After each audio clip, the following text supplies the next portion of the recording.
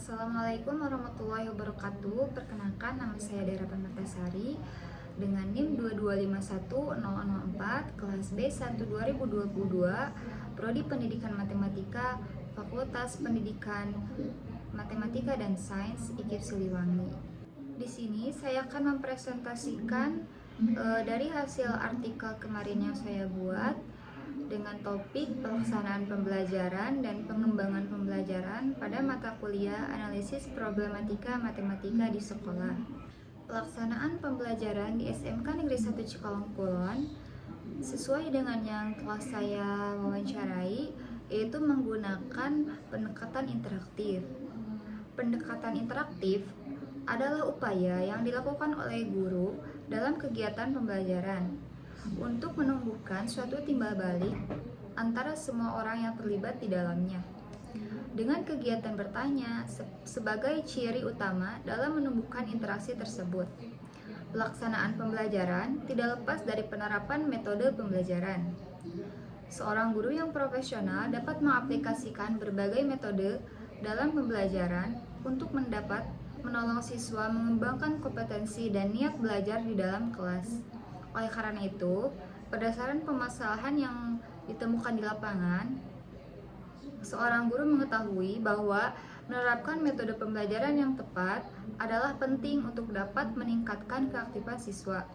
Adapun salah satu strategi yang dapat dilakukan guru untuk meningkatkan keaktifan siswa adalah dengan mengaplikasikan metode interaktif dalam proses pembelajaran.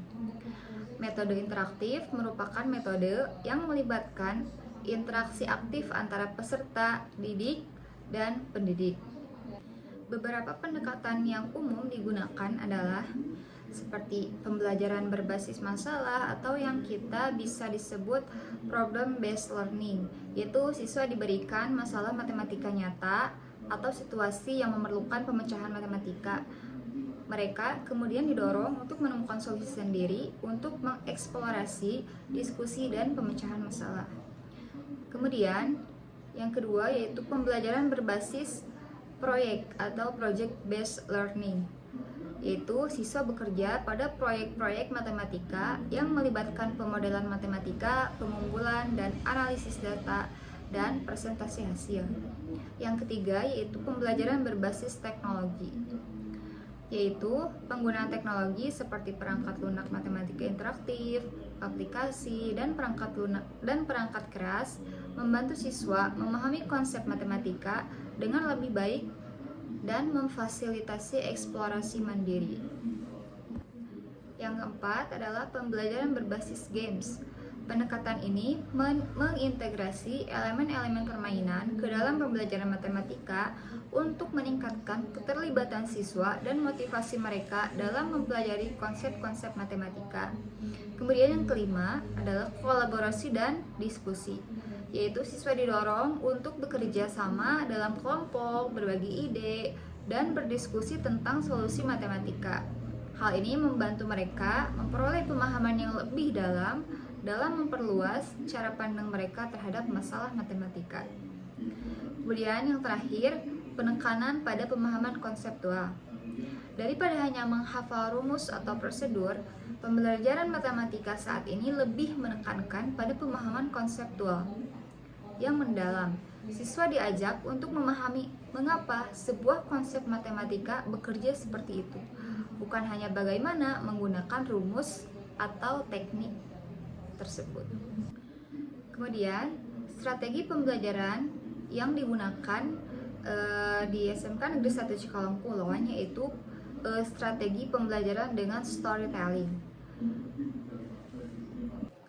Dalam pengembangan dan penerapan metode pembelajaran yang inovatif, penting untuk menciptakan hubungan antara pengajar dan siswa yang mendukung.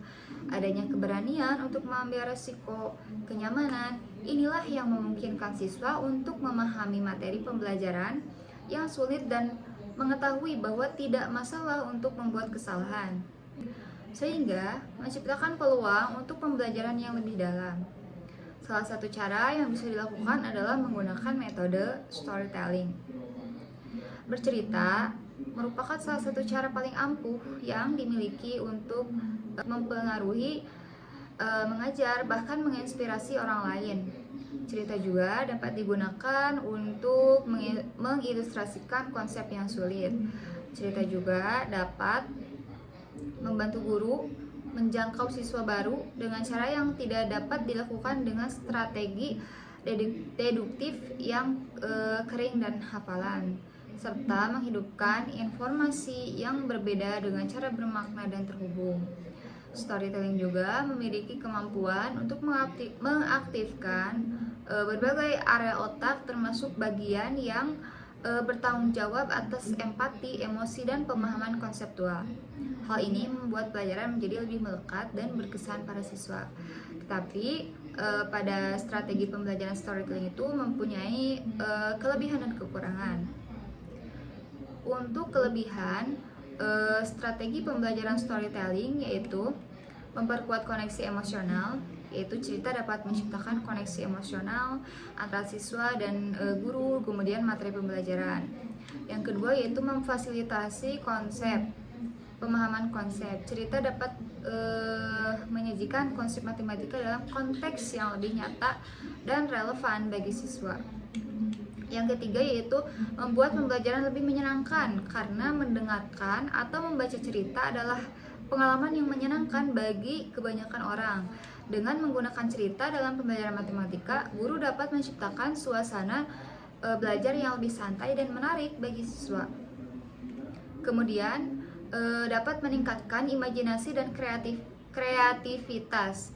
Cerita dapat merangsang imajinasi siswa dan mendorong mereka untuk berpikir kreatif dalam memecahkan masalah matematika.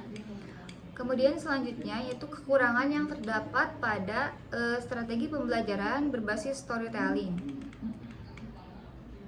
yaitu keterbatasan waktu menyampaikan materi matematika melalui cerita mungkin membutuhkan waktu yang lebih lama dan lebih panjang dibandingkan dengan metode pembelajaran langsung, dan ini bisa menjadi kendala dalam kurikulum yang sudah padat. Yang ketiga yaitu pengenalan teknologi pada dunia pendidikan.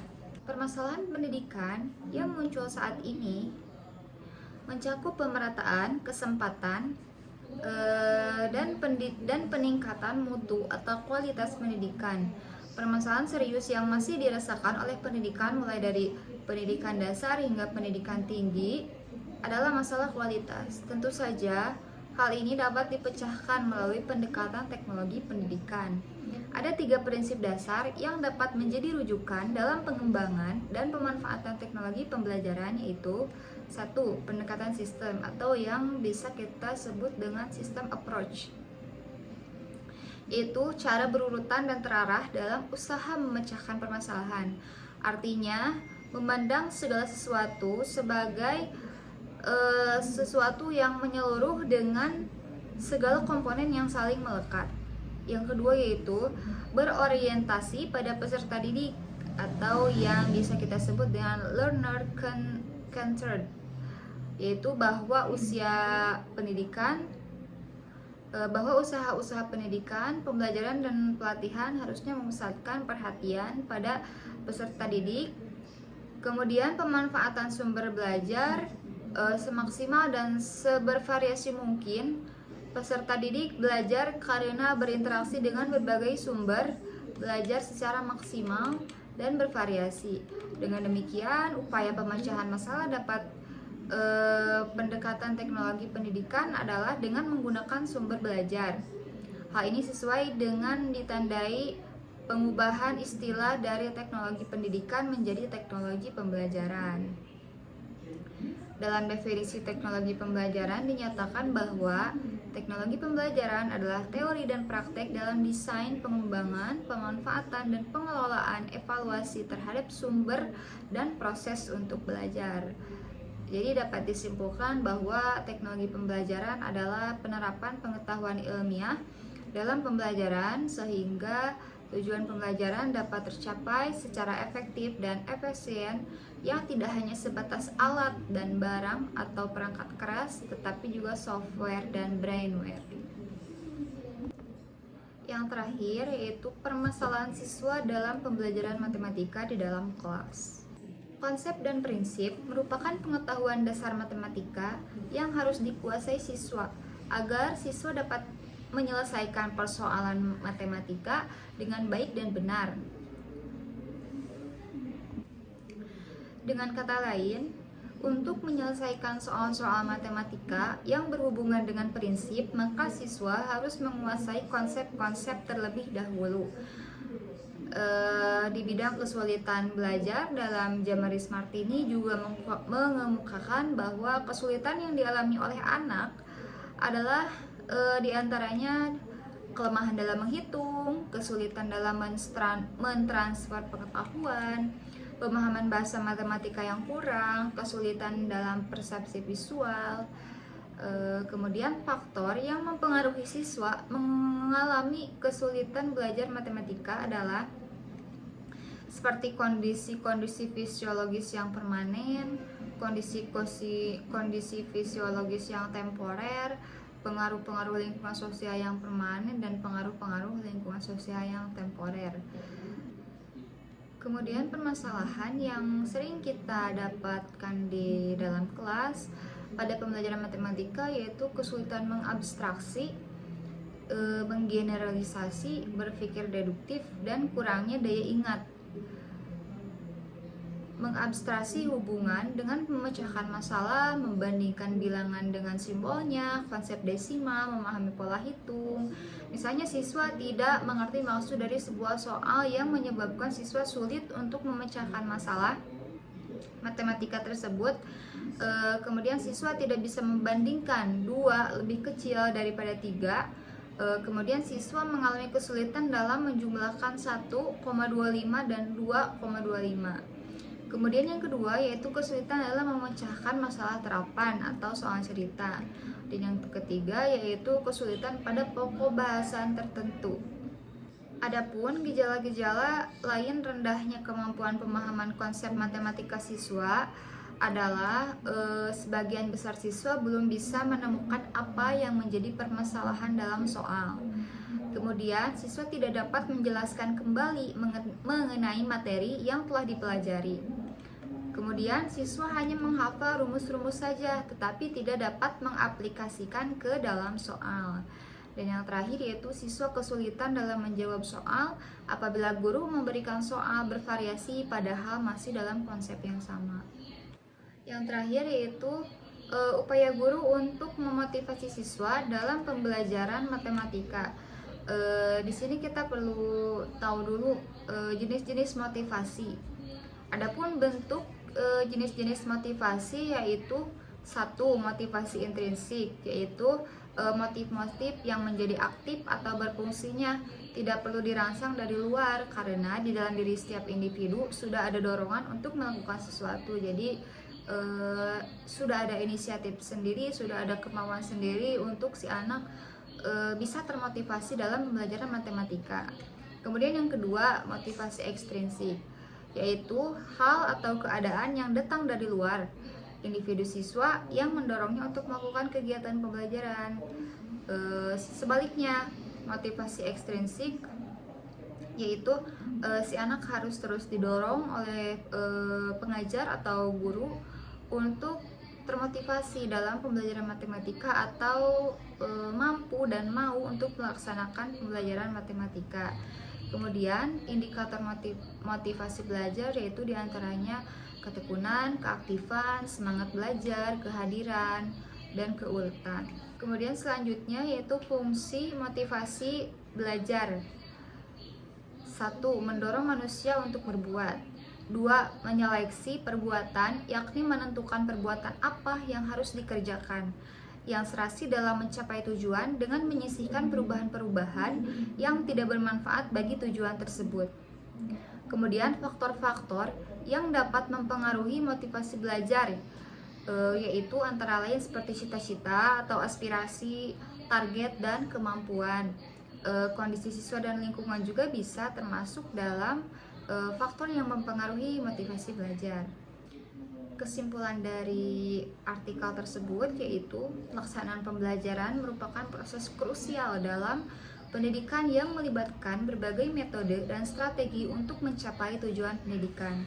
Dalam pelaksanaannya, pembelajaran memiliki sejumlah kekurangan dan kelebihan yang perlu diperhatikan. Kelebihan pembelajaran termasuk kemampuan untuk menyesuaikan metode dengan kebutuhan siswa, penggunaan teknologi untuk meningkatkan interaktivitas, dan kesempatan untuk mengembangkan keterampilan kritis dan kreatif. Namun, kekurangan seperti keterbatasan sumber daya, perbedaan kemampuan antar siswa, dan tantangan dalam manajemen kelas seringkali menjadi hambatan. Pengembangan pembelajaran terus dilakukan untuk mengatasi kekurangan-kekurangan tersebut dan meningkatkan efektivitas proses pembelajaran mengajar. Inovasi dan kurikulum, peningkatan kualitas tenaga pengajar, serta penerapan teknologi pendidikan merupakan beberapa langkah yang diambil untuk memperbaiki dan mengoptimalkan pembelajaran. Dengan demikian, upaya berkelanjutan dalam pengembangan pembelajaran diharapkan dapat menciptakan sistem pendidikan yang lebih baik dan mampu menghasilkan lulusan yang kompeten dan siap menghadapi tantangan di masa depan.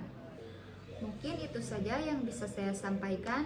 Mohon maaf jika terdapat banyak salah kata ataupun perbuatan. Akhirul kalam.